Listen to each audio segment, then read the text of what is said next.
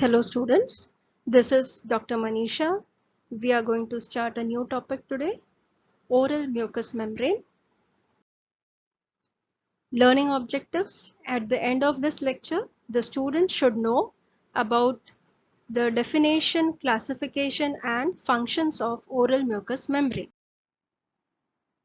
Mucous membrane is a moist lining and the moist lining of the oral cavity is called as oral mucous membrane or oral mucosa.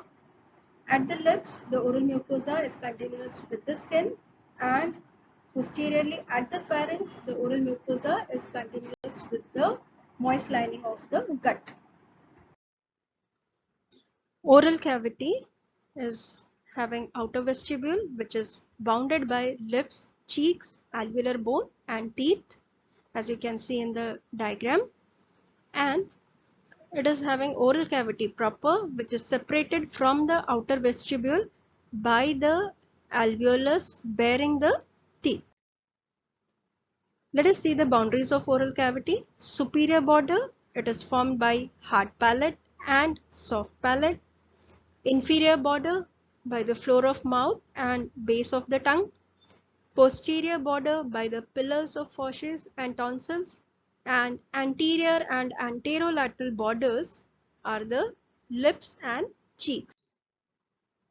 Coming to the functions of oral mucosa, the four functions are: first is defense, second lubrication, third sensory, and fourth protection. Let us see each in detail. The first function, defense. Now, oral mucous membrane, it acts as a major barrier for the entry of microorganisms. It is an impermeable membrane to bacterial toxins. It secretes various antibodies and has an efficient humoral and cell-mediated immunity. Second, the secretion and lubrication. The major secretion associated with the oral mucosa is, all of you know, is saliva, and this saliva contributes to the maintenance of moist surface, which prevents the mucosa from drying and cracking. And this moist cavity helps in mastication, in speech, in swallowing, and in the perception of taste. Next function is sensation.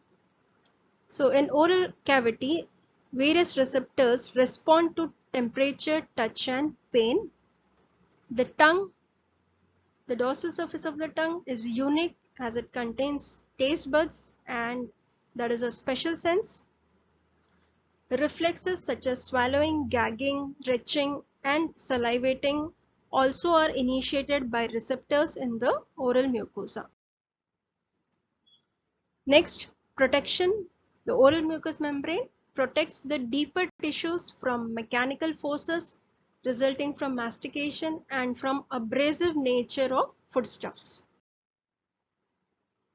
Coming to the classification of oral mucosa, it is classified based on function as masticatory mucosa, lining mucosa and specialized mucosa.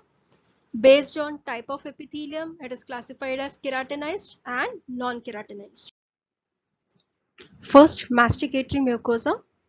So, the mucosa covering gingiva and hard palate comes under this masticatory mucosa, and this masticatory mucosa comes in primary contact with food during mastication and it is keratinized.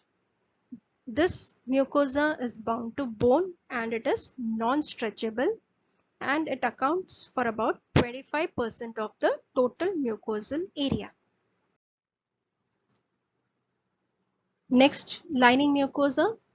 Lips, cheeks, vestibule, floor of the mouth, inferior surface of the tongue and soft palate comes under this lining mucosa. It covers the muscles and it is stretchable. It is soft, pliable and it is non-keratinized and accounts for about 60% of the total mucosal area. Next is specialized mucosa. This is seen on the dorsal surface of the tongue as it bears the taste buds which have got the special sense. accounting for about 15% of the total area. The next classification is depending upon keratinization. So keratinized and non-keratinized.